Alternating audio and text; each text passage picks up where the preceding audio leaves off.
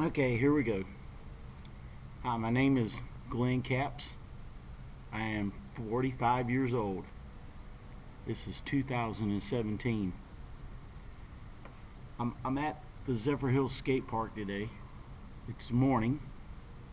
It's probably about 9:15, 9:20, 9:30, somewhere around in there. There's nobody here. I've had a little carving session. It's been great. Um, and in this segment, I'm going to do different videos, but I'm going to combine them all together so that they're connected. In this segment, I'll give you pretty much an overview of some of the things that the three major things that really impacted my life the most, and what I'm passionate about: skateboarding, guitars, and vans. I do have vans on now. I have the red, yellow, and green low top with the design on them. I have a pretty big collection of vans. I probably have about almost 20 pair, and I don't pay full price for them. I always get them at the thrift store. I've only paid full price for one pair, and that was the navy blue original Z-Boys pair that I got. And speaking of Z-Boys, that type of skateboarding is how I got into skateboarding. Uh, you know, carving banks and riding on a sidewalk was how I got into skateboarding. I remember vividly, before I met any friends in high school that were into skateboarding, I just remember watching movies like Endless Summer, which was a surfing movie, and watching Summer Sessions, Big Wednesday. I watched surf movies because I was fascinated about surfing, and I remember watching the Skateboard movie, and I remember the movie where Tony Alva was in it, and the dude's skateboard went underneath the hood of the car, and he jumped over the hood. And I just remember watching a movie that really changed my life one time about skateboarding, and it was a movie that Stacy Peralta starred in, and it was about the Z-Boys, and it was about that time period whenever he was going out on venturing on his own, and it was a movie that was called Freewheeling. Now, a lot of people starred in that movie that were real people. Of course, Stacy Peralta played himself, and he pretty much talked about, early days of skateboarding for him, surfing and skateboarding and life at the Zephyr Park, and just watching him skate, watching him pump, watching him carve banks, and looking at them skating empty reservoirs and empty ditches.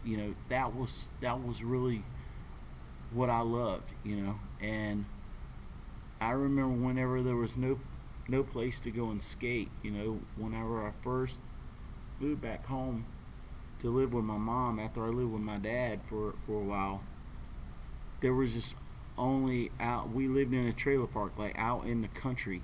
I grew up in North Carolina, and it was really out in the middle of nowhere. And like the nearest skate park was took forever to get there.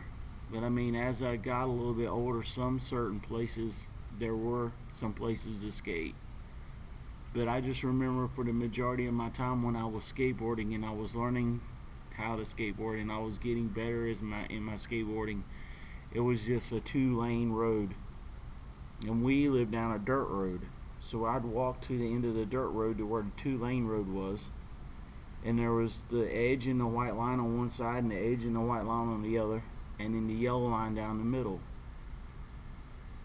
And I would go up to the yellow line and look at it backside or front side and not go over it, and carve it, kick turn it, like I was hitting the edge of something, and then there was a section of the road where it was an edge that you could grind, and I was grinding that edge, and I was doing front side 5-0s, front side Smiths, backside 5-0s, backside Smiths, backside 50-50s, front side 50-50s, and I was ollieing and then grinding. I was slash grinding. So when I first learned on there was a kid that went to our school, and him and his dad built a mini ramp, and I mean it was really a super small mini ramp, but it was very wide. It was only like a foot and a half tall, and the transitions were really super mellow, and it had flashing metal flashing over the top where coping would be at, and that was what we grinded. But this ramp was really wide. The deck was nice size, but it was like 36 feet wide across. But it was a perfect little mini ramp. You could roll in anywhere in it, or you could drop in. It had an extension on one side. And I just remember whenever I was at home and I was skating the road, I was imagining in my mind what I was going to do the next time that I would go to that mini ramp. So if it was a Saturday and was able to go and skate that mini ramp, we literally skated all day long. I mean, I would ask on Friday, what time I could get over there on Saturday morning, because I just wanted to skate this thing all day long.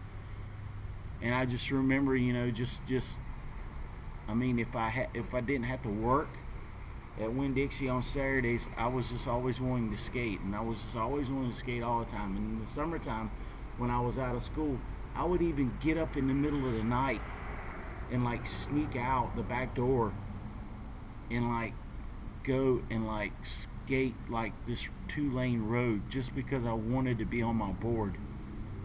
And there's even times today that whenever I'm at work and I'm thinking about, man, if I was like on a sidewalk somewhere. And I got this big skate park behind me, and there's hips and dips, and there's a bowl, and there's banks, and there's rails, and there's handrails, and a hubba, and there's like a China bank. There's like everything here to skate. And we had a contest a couple of weeks ago, Grind for Life here, and the park was buzzing, and here I am out on the sidewalk, and I'm tic-tacking, I'm carving back and forth, I'm manual carving, I'm doing kick turns, just everything. And I'm just loving it. I'm just smiling from ear to ear. I'm laughing. I'm just having a wonderful time. Our park here is unique. It's been a destination place. It really has. I've met people from all around the world that have come here. I love talking to other people who love skateboarding. The thing that I've loved about skateboarding since I've gotten older and I've been skateboarding, it's just a lot better than whenever I was in high school, because I got picked on in high school because even the skateboarders, because I couldn't skate vert or I couldn't kick flip. It was really just kind of hard, because all I wanted to do was just get on my board and have fun. And I'm starting to get a little emotional now because my stepdad, he's from the biker culture, and he understood us skateboarders getting harassed by the police, because bikers for a long time got harassed by the police. Now it's cool to be a biker. Now because of the X Games, it's cool to be extreme sports, and it's a big market, and it's not there's still the rebel aspect about it with the underground and the music and the bull riders and us old schoolers that are over a certain age. I know guys that are older than me that that skate. I mean, I know guys like Tony Alva still skate, and of course Tony Hawk still skates and whatnot. But I mean, that original core of guys, Stacy Peralta and Jay Adams and Tony Alva, that original core is what I admired most about skateboarding. I mean, because it was an empty ditch somewhere or a sidewalk or something, and they skated it. And I just remember looking in the movie, watching the movie Freewheelin', and Stacy Peralta talking about kick turns and dragging his toe in a backside kick turn. And even to this day, I still love doing that. And there's nothing wrong with that. And I'm glad that I'm able to be in conversation and talk to guys who don't care and feel the way that I do, you know, and don't have a problem that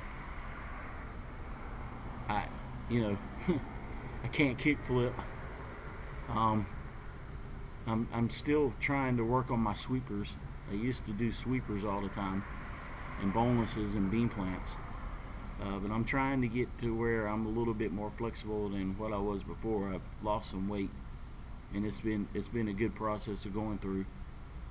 But I love being able to have a good carve. I mean, a good toe slide in a backside main two-wheel carve on a bank. I could just, I don't know. I get real emotional whenever I think about being able to do those things and being able to carve that way. This video is probably going to be a little bit longer than what you would probably think, but just be patient. In the next segment, I'm going to talk about guitars. I do have a pretty big guitar collection. I have electric guitars. I have a couple of basses. I have some acoustic guitars. I have a trumpet.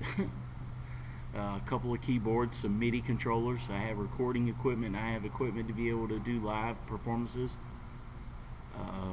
But it's just something that I'm pretty passionate about, and I'm definitely passionate about skateboarding. And it's been good talking to you about skateboarding. I will talk some more about skateboarding, about some of my influences. I mean, I definitely was influenced. I definitely loved watching all the Bones Brigade videos. The first one, the video show where it showed the day in the life of Lance Mountain, was really awesome. But I just gravitated to Bones Brigade because of Stacy Peralta, because I was Tony Alva. I really was big on Tony Alva. But when I saw the movie Freewheelin', I kind of got into Stacy Peralta, and I still to this day just still am fascinated. I'm still fascinated by the Z-Boys team. I'm still just in awe of how groundbreaking they were when it was something that they were like the man on the moon. They were like space exploration.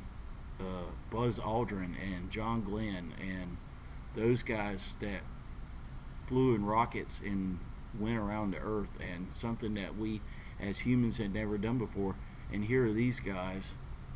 They knew what they wanted to do because they surfed, and they knew how they wanted to do it because they surfed. It was just that it had never been done before. Hitting the lip of a swimming pool on the pool coping had never been done before, but yet they knew that they could hit the lip on a wave, and the wave is moving, then they could hit the lip in a swimming pool, and that particular concrete wave is not moving. A lot of times people ask me, what type of skateboarder I am, and I just simply tell them I'm a sidewalk surfer. I always have, and I always will be. Yeah, there are some aspects of some newer skateboarding, modern skateboarding, that I do like. I will watch Street League skateboarding because it's skateboarding. I think I'm very fascinated when I see somebody do a tray flip down 12 stairs. It blows my mind. I will watch the X Games. I will watch the Vans Bowl series and all these other things that go on. Doesn't necessarily mean that I agree with all the corporation stuff. I know it's got to happen. I know everything has to progress and go on for a reason. But I just think a lot of times people miss the aspects of the original love of skateboarding. Just a couple of buddies and a sidewalk, and you're carving, or you're playing follow the leader, or you're grinding the edge of the sidewalk, or you're just being goofy and tic-tacking and manuals and just a big round carve like an empty parking lot. I could go and push off in an empty parking lot and carve around backside in a big circle and just would love it, and could do that for hours on end and never get bored, whereas some people would be ready to go within an hour. And it's the camaraderie of the skateboarders that come together. I've been encouraged to do this video because of some guys that are on midlife radness that still skate that really blow my mind away. There's a dear brother who lives in North Carolina, lives on the east coast of North Carolina. I'm originally from North Carolina, so when I see guys that skate that are still in North Carolina, it's right here, man. It's right here, you know, because that's my home state. It's where I'm originally from, even though I'm in Florida now, and I love it. Being married and being here and being able to skate all year round. But this dude, man, he really rips a bowl out like you would not believe. And I get excited whenever I see his videos. I get excited whenever I see my brother Scott Hughes post a video of him going to a new skate park or going to Kona. You know, I remember my first trip to Kona, I cried because a kid down the street who skateboarded, and I would hang out with him and skateboard and try to be a positive influence in his life, that his dad thought it would be a good idea that if my first trip to Kona would be around Christmas. So they surprised me 2000, year 2000 Christmas. And then I took my very first trip to Kona. I had never been there before. I'd always seen it in the magazines. I'd always seen pictures of people skating it. Never thought that I would ever go there, and I did. And I just remember when I got there and we walked through the building, through the skate shop. You know, I had my gear, put my gear on, walked in, and I just remember seeing and looking at that place for the first time, and just remember beginning to cry. And they understood. The kid understood. And I remember him just patting me on the back and saying, "You finally made it. You finally made it to Kona. One of your bucket lists is checked off." And it was cool, you know. And then there was a time that me and my wife Alanda, we went over to Daytona Beach for some time off for vacation, and I went to Stone Edge when it was still called Stone Edge.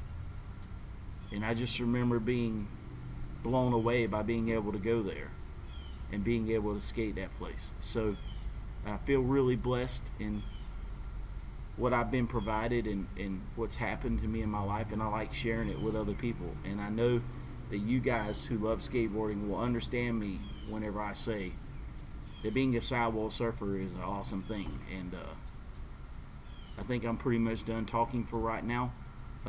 Look for, there's going to be a clip after this, but I'm getting ready to go and carve. So you stay cool and and loose, and when you carve a bank, or if you carve a bowl, or if you hit the sidewalk, think of me, because I always think of you guys and what you would do if you was here at my park skating with me, what you would do, what my brother Mr. Wood back home in North Carolina would do to this bull. Oh man, I can hear the bull crying right now. Stop, that's enough. Or what my brother Scott would do from up in Gainesville, what he would do. Or my buddy Matt, ABF Skate Shop, what him and his kids would do if he was to bring the bus down here, busload of kids down here on a long field trip and skate the park. how crazy it would be. I'd break out my GoPro. I'd break out my video camera. I'd video everybody. I'd be smiling from ear to ear. I'd be laughing, be cutting jokes, and it'd just be a wonderful time. So every time that I skate and I come here and I'm skating along, I feel like I'm skating with you guys, and I like being able to share how I feel about skateboarding, guitars, and bands, and you'll see some more in a bit. Thanks. Part two. Part two. I already talked about skateboarding. Now I want to talk about guitars. Hello, my name's Glenn. Remember me? Smiling face, sidewalk surfer. Um, I started playing music a long time ago. My first entrance in the music, I was singing whenever I was real little. A real little kid. I was always singing. Making noises, doing all kinds of stuff. Watched Bugs Bunny and the Three Stooges whenever I was a kid, and it was always Michigan J. Frog. Hello, my baby. Hello, my honey. Hello, my ragtime girl. So when I was a kid, I was always, making noises. I tried the snare drum when I was in elementary school. That didn't necessarily work out. Mom really couldn't afford it for what it was. But then whenever I moved to live with Dad, I started playing the baritone, and I got really good. I got really good with the music, and so I played the baritone. I was really good first chair, really good in concert band, and then I moved to live with Mom. The teacher that I had said, I got baritone players, I need a tuba player. So I slid over to tuba. That seemed to work out easy, still the same fingerings, just had to loosen my lips a little bit more for the tuba. Then whenever I moved into high school, I played what's called tuba, and concert band sits on your shoulder or sits here, and it has the big flat bell that goes up to the top. And then I played the wraparound sousaphone whenever I was in marching band. But I would see other people with their fingerings, like in the trumpet or like in the trombone, and I would pick it up and I would learn where it was at. So I quickly learned. We had a guy who played a drum kit. I would sit down at his drum kit and play and learn how to play. And then I had a friend that I worked with. Didn't go to the high school that I went to, but I worked with at Winn-Dixie, and I got an acoustic guitar and started to learn how to play certain things. They taught me some chords. I pretty much taught myself after that. Got an electric guitar, an amp. The first one that I got was a Fender, a Stratocaster, and I got a Marshall amp. I remember getting a Marshall amp, pretty big floor model amp, had wheels on it, and then that was it. I was hooked in, and I sang a lot, and but now I'm an adult.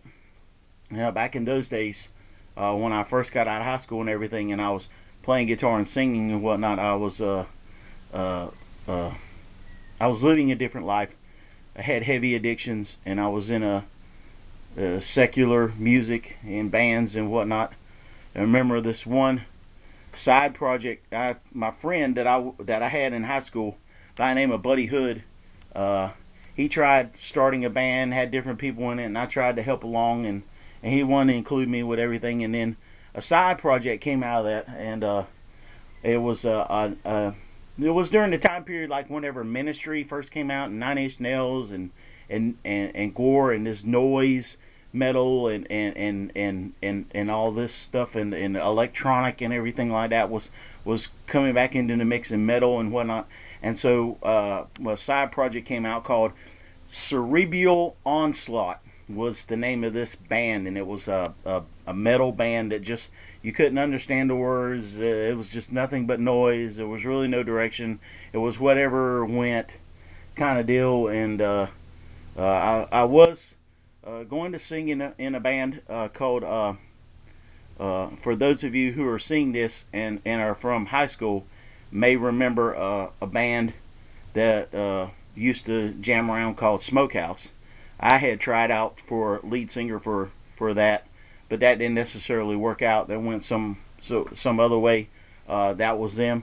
But during that time period was whenever I was into jamming and singing and doing other things, and not necessarily doing stuff for God like I do now. Uh, but one day I gave my life over to Him, and I dedicated everything to Him. And so at this point in my life, I lead praise and worship at our church. For some of you, that's not necessarily understandable, and I can understand why you don't understand that, because it's a relationship for me. It's something that personally happened to me, and and I'm not making this video to be a ministry video or a witnessing video. I'm just telling you personally my life and the things that I admire. Skateboarding is one of them, and guitars is another. And if you can tell behind me as I'm moving around, there are guitars. I have a lot. There's a photograph that I'm going to post up, and it's my collection from a couple of years ago. One or two have left. One or two have come in since then. But it was whenever I was cleaning the studio out, and I took my guitars out into the driveway and wanted to get a picture with all of them. And that one I will post up. But I do have a few Stratocasters. Yeah, I have a 1, 2, 3, 4. I got a fifth one at church. The Telecaster is in here. It's in its case. This is called a blues box guitar. You play it with a slide. It's doesn't it has a pickup inside of there, but there's no volume knob, so you have to use a mini amplifier with a volume knob. And then there's a couple of basses. My dad's 1973 Cameo bass, which has awesome rich sound. It's kind of like a precision bass or a jazz bass from the 70s, and it's got a really good sound to it. I have a standard acoustic Epiphone. I name all my guitars, so whenever I get a guitar, it gets a name. The Telecaster, which is a new guitar I got just recently for my birthday, this past January 29th was my birthday. I turned 45, and so I got a Telecaster, so I named it AJ, which is after my wife. My wife's first two initials are A and J, so the butterscotch blonde Telecaster is named AJ. And you'll see a picture of that. I will post a picture of me holding that and two other, the blues box guitar and another guitar that someone from church gave me, a Washburn Lion. And sometimes I will pull out the Washburn Lion and play it. The one that I have, that's the I have one in a case. It's tobacco burst wood. It's really good looking. It kind of plays like a Stratocaster. It's that super strat shape to it, but it's a little different. And this one is the LTD. This is the ESP LTD. It's a pointy guitar. Most people think guitars like this is like metal band or whatnot, but it's got a pretty unique sound. I was able to get it at a discount. I find a lot of guitars at thrift stores and at pawn shops. So you never know what you're going to find. That's where I find a lot of my Stratocasters. I don't have any real Fenders. Okay, I don't have Fenders, but I have Squiers, which are made by Fender. I have this. This is a Starcaster Stratocaster. This one right here is a Squier Stratocaster. This one is the very first one that I got. This one is OE1 is the name of this one. This is the first Stratocaster that I got whenever I moved back home to North Carolina way back in 2002. I've had that guitar over 10 years. It's ultimately the last backup whenever I need a guitar at church. Something happens. That's a go-to guitar. It plays very well. It's got a good feel in the neck, and I just love playing guitars. I love jamming. I was just doing something here on the keyboard. Another video that I'm doing for the studio. So I'll play different musical instruments. I'm not very too incredibly good at playing different musical instruments, but I can play. I am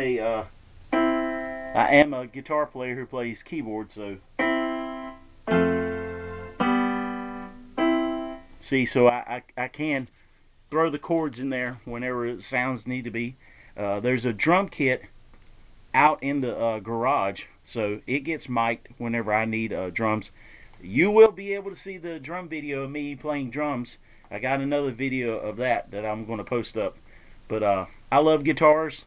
I have a big collection, and I also have a well, let's see. I probably got, let's see. There's one at church. 2, 3, 4, 5, 6, 7, 8, 9, 10, 11, 12, 13, probably 13 guitars that I have. And I've probably got more than that in Vans shoes. So I've got all kinds of low tops and high tops. And I'll tell you a little bit more about my Vans collection. But I really like music. I really like playing music. I really like being able to do what I do in the church. But whenever I'm around other people that like to play music and like to jam, I mean, just start playing something, and I'll come in and follow along and play with you. And if it sounds good and I really like it, and I like different types of musical styles. I mean, I listen to all different types of Christian artists because I was influenced at a young age. And uh, when I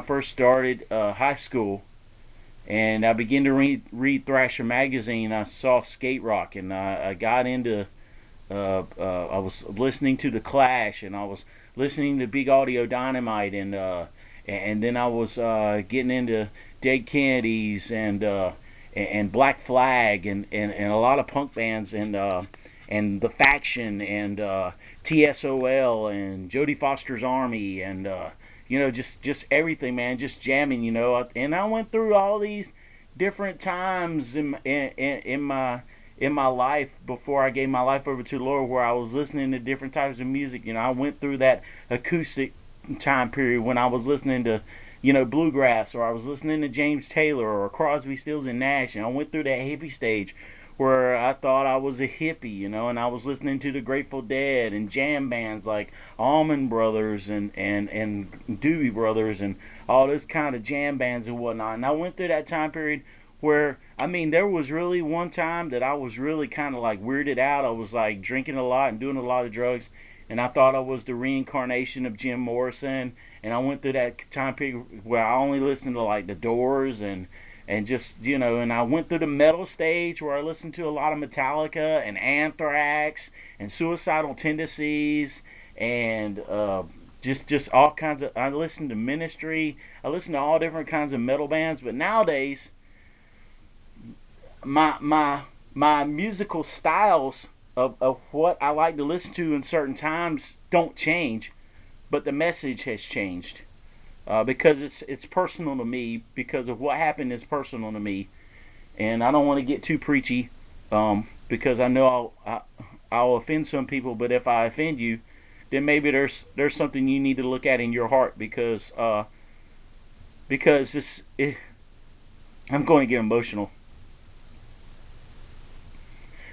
because I couldn't even reach up to touch the ground, and he came to where I was at and pulled me out of the ashes that I was in, the smelly state I was in, the dung that I was in, and cleaned me and put me on a rock, a solid rock, and established my goings. And I'm just so thankful for that. So I'll listen to MXPX and the Supertones and the Insiders, and I'll listen to Jars of Clay and DC Talk, and I'll listen to Toby Mac, and I'll listen to even old school gospel. I'll get into listening to some Jeff Moore in the Distance, and I'm listening to Apologetics. Now, Apologetics is a parody band, a Christian parody band. They take secular songs and then turn them into biblical songs, which is kind of cool. If you ever get a chance to look up Apologetics, look them up. They're really cool to listen to. So, and then I'm listening to like all kinds of different people, and I listen to like old school gospel. You know what I'm saying? Like from the 60s and 70s. I got record collections. My wife does of old school gospel and whatnot that we converted on the CD. And I just like jamming instruments. I've been trying to teach myself how to play trumpet, picking it back up again. I got one. Harmonica's a little difficult for me, but it's interesting. I got a fiddle. Somebody was able to give me a violin fiddle, if you want to call it that, whatever. and I've picked it up a couple of times. It sounds like I'm strangling a cat, my neighbor said.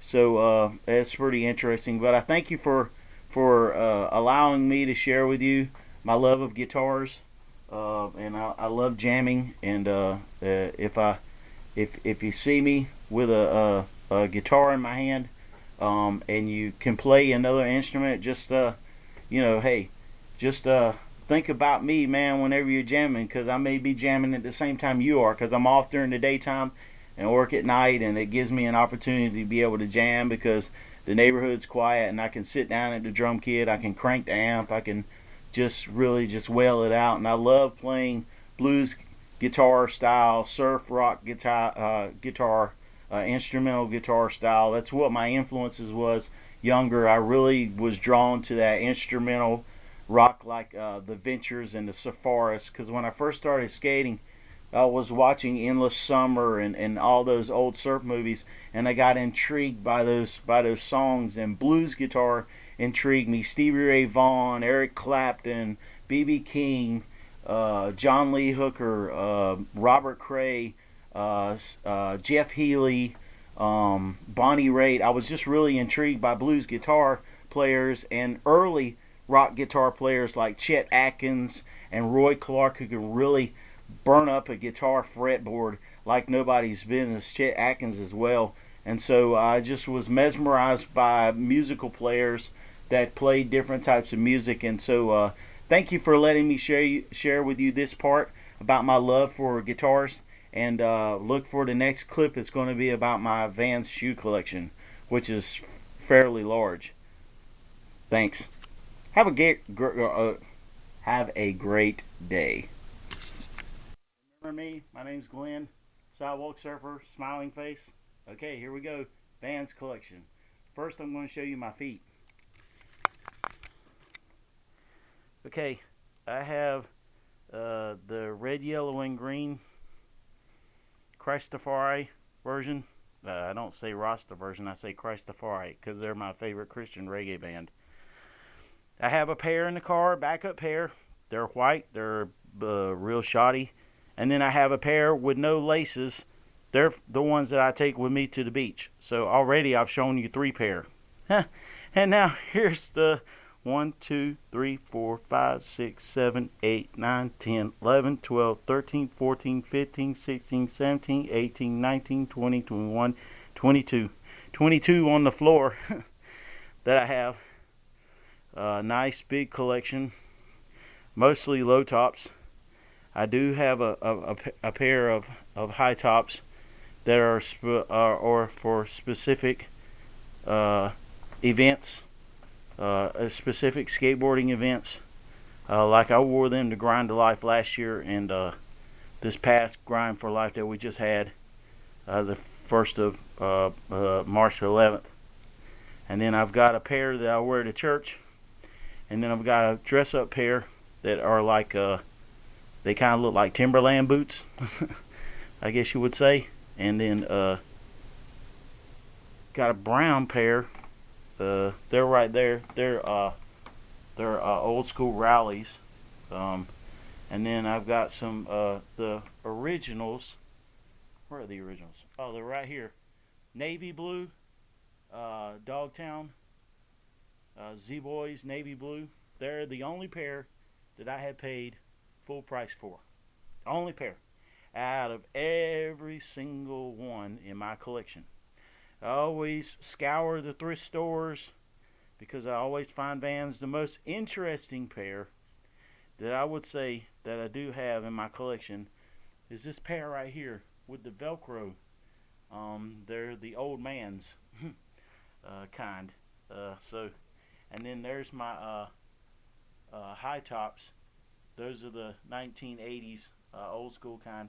I got special laces in those, as well as the bright yellows in those. Those I took the whites out and put similar purple in those because those are purple. I like to wear those sometimes whenever I'm going for the theme. There's the Dock Siders. And then there's plain white. I have another pair of white like that, but they're real salty because I wear them whenever I go to the beach. Hey man, I gotta have my Vans, okay? If I'm going to be styling, I gotta have my Vans. Now, when I play basketball, I wear my Nikes, just because both of my nephews, Hayden and Bailey, play basketball. So when I'm out getting my basketball on in my practice and in my exercise, I wear my Nikes. I will not wear my Vans playing basketball. Vans are for lifestyle, guitar playing, and skateboarding. So this is a pretty good shot of all of my Vans in my collection. I've always worn Vans. There's an old picture of me, and I'm in the 6th grade, and I've got roller skates on, and I'm sitting on the front steps of my dad's, and my younger sister Patricia is sitting beside me with her roller skates on. I roller skated with my younger sister. Okay, so when we was growing up, I loved being around my sisters and playing Mother May I and all that with them. I still love my sisters, all 3 of them. They're so very special to me. So I have a very special place for them in my heart. And but I'm holding up my a pair of Vans that my mom had bought for me. They were the Spicolis, the white with the blue checkerboard slip-ons.